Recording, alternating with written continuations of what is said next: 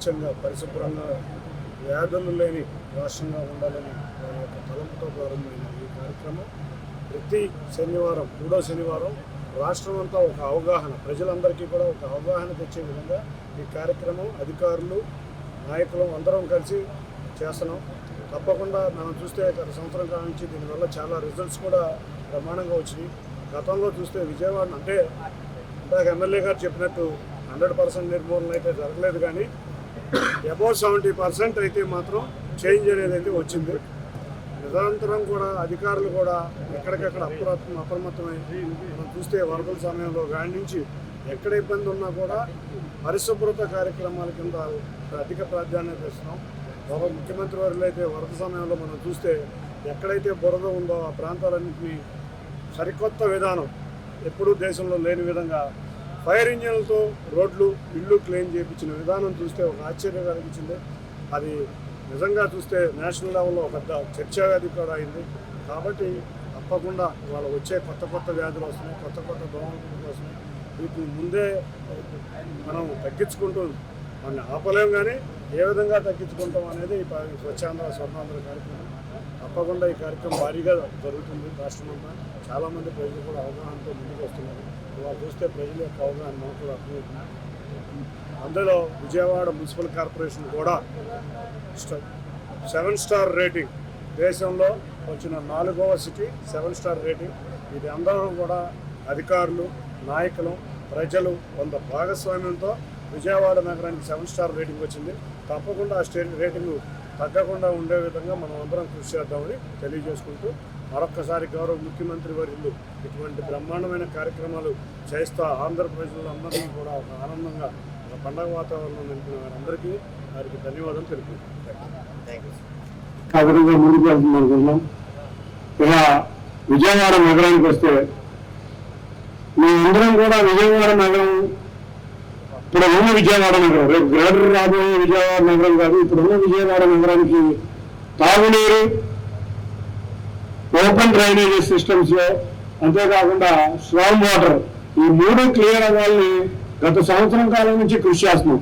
కానీ మాకు కౌన్సిల్ ఏ రోజు సహకరించదు. కౌన్సిల్ మన దురదృష్టవశాత్తు అక్కడ వైసీపీకి మేయర్ అయితే ఉన్నారు.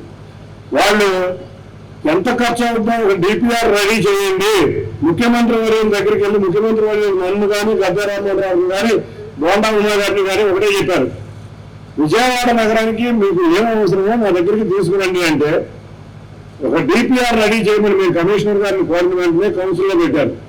పెట్టిన వెంటనే కౌన్సిల్లో ఆ డిపిఆర్ అంటే ఎంత ఖర్చు అవుతుందో తయారు చేసే దాన్ని కూడా మా తెలుగుదేశం నాయకులు ప్రసాద్ గారు వీళ్ళందరూ వీరోచితంగా పత్రి పోరాడి అది ఒప్పించి మళ్ళీ ప్రభుత్వం దగ్గరికి వెళ్ళేటట్టు చేసాం. ఈ నెలాఖరికి టోటల్గా ఈ డిపిఆర్ మొత్తం పూర్తవుతుంది. ఎక్కడికి మంచినీళ్ళు గ్యాప్స్ ఉన్నా, ఎక్కడ డ్రైనేజ్ గ్యాప్స్ ఉన్నా, ఎక్కడ స్ట్రాంగ్ వాటర్ మనం చూస్తే నవటాల దగ్గర మునిగిపోతాం, చెరువును కల్పించే విధంగా ఉంటుంది. ఇవన్నీ క్లియర్ అయ్యేటట్టు ఈ నెలాఖరికి డిపిఆర్ రాబోతుంది. దీన్ని గౌరవ ముఖ్యమంత్రి దగ్గరికి మేమందరం నాయకులందరం వెళ్ళి సబ్మిట్ చేసి రాబోయే అమరావతి ఎంత అందంగా ఉందో మన నగరం విజయవాడ కూడా అంతే అందంగా ఉండాలి. అమరావతిలో భాగమైన ఈ విజయవాడ అందంగా ఉండాలి. మీరు మమ్మల్ని అందరినీ గురువు బ్రహ్మాండమైన బాధ్యతలు అప్పచెప్పారు. భారీ మెజార్టీతో కల్పించారు, చిన్న మెజార్టీ కాదు. ఇవాళ ఎంత భారీ మెజార్టీతో కల్పించారంటే మాకు బాధ్యతలు అంత పెరిగినాయి. ఈ బాధ్యతలు తీసుకున్నాక మేమందరం కూడా రోజు ఎక్కడికక్కడ ప్రజల దగ్గర ఉంటున్నాం. మీరు చూసారు లేదో, మీరు ఇదివరకు అయితే ఒక ఎమ్మెల్యే కనపడాలన్నా కూడా అంటే ఇక్కడ కాదు, ఇక్కడ మన ఎమ్మెల్యే ఉండేవారు కాబట్టి ఆయన రోజు తప్పని కూడా కనపడే పరిస్థితి ఉండదు. మన తెలుగుదేశం నాయకులు ప్రతిపక్షంలో ఉన్నా, అధికారంలో ఉన్నా, ప్రతిపక్షంలో ఉన్నప్పుడేమో సమస్యల మీద పోరాడాం, అధికార పక్షంలోకి వచ్చేటప్పుడేమో సమస్యల మీద పరిష్కరించడానికి పోరాడుతున్నాం. కాబట్టి వచ్చి సంవత్సరం టైం అయింది. త్వరలో ఈ విజయవాడ నగరానికి పట్టు పాటిస్తున్న ఈ 3 సమస్యల్ని పారదోలే విధంగా మేమందరం కృషి చేస్తాం. తప్పకుండా రాబోయే 2-2.5 సంవత్సరాల్లో రాబోయే గ్రేటర్ విజయవాడ వచ్చే లోపు ఇక్కడ ఉన్న నగరాన్ని అభివృద్ధి చేసుకుంటూ వెళ్దాం. ఇక ఒకటే, అధికారులు కూడా బాగా కష్టపడుతున్నారు. మన విజయవాడ నగరం పారిశుద్ధ నగరం కింద ఇండియాలోనే 7 స్టార్ వచ్చి ర్యాంకింగ్ వచ్చిన 4వ నగరం కింద అభివృద్ధి చెందింది. అది ఒక్క అధికారుల వల్లే కాదు, ఇక్కడ ఉన్న ప్రజల యొక్క అవేర్నెస్, విజయవాడ ప్రజలకు అంత అవేర్నెస్ ఉంటుంది. ఏ కార్యక్రమం అయినా విజయవాడలో గవర్నమెంట్ తో పాటు సశక్తితో ఎక్కడికక్కడ కార్యక్రమాలు చేశారు. ఇది విజయవాడలో ఉండే అవేర్నెస్. నేను కూడా చెప్తున్నాను, మా ఇక్కడ కాలేజీలు ఉన్నాయి, ఏ కాలేజీ చూసినా స్థలం ఇచ్చిందంతా విజయవాడ నగర ప్రజలే.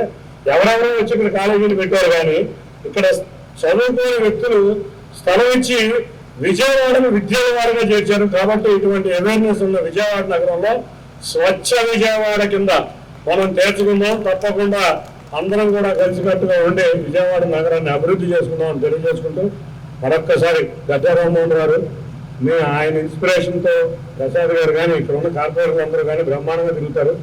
నిరంతరం సమస్యల మీద అయితే నన్ను వేధిస్తూనే ఉంటారు. నేను ఢిల్లీలో ఉన్న పరిచి స్థానికులు కూడా అవగాహన పరిచి ఈ దోమలు పరిశుభ్రత వీటన్నిటి మీద కార్యక్రమంగా ఏర్పాటు చేసుకుని 2024లో ముఖ్యమంత్రి అయిన దగ్గర నుంచి చంద్రబాబు నాయుడు గతంలో కూడా 1995లో మొట్టమొదటి ముఖ్యమంత్రి అయిన తర్వాత కూడా ఆయన చేపట్టిన కార్యక్రమాలు మొక్కలు నాటడం, స్వచ్ఛత మీద ప్రత్యేకమైన సర్టిఫికేట్. ఎందుకంటే ఇది చిన్ని గారు రావడం జరిగింది. దీన్ని ఈ కార్యక్రమం నిర్వహిస్తున్న అధికారులు కూడా దీని మీద చాలా శ్రద్ధతో ముందుకు వెళ్ళాలని చరిత్ర సృష్టించినోడు